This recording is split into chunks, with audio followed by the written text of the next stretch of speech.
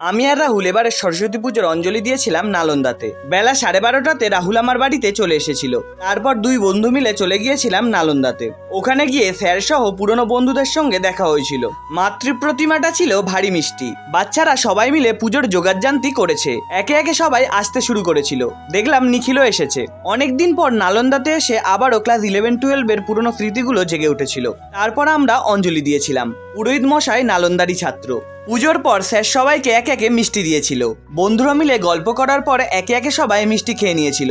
নিচে নেমে দেখলাম স্যার কিছু খাবারের বন্দোবস্ত করেছে। ওখান থেকে একটা পার্সেল নিয়ে বাইরে চলে এসেছিলাম। তারপর প্রিয় নালন্দাকে বিদায় জানিয়ে চলে গিয়েছিলাম আমাদের এলাকার লায়ন্স ক্লাবে। খাবারের মধ্যে ছিল বাসন্তী পোলাও, আলুর দম, চাটনি ও মিষ্টি। ঝোল আর আলু দিয়ে একটু দেখা যাক, টেস্ট করাই। কি রাহুল, কেমন লাগছে? লাস্ট খাওয়া তো চলছে, চাটনিটা কেমন?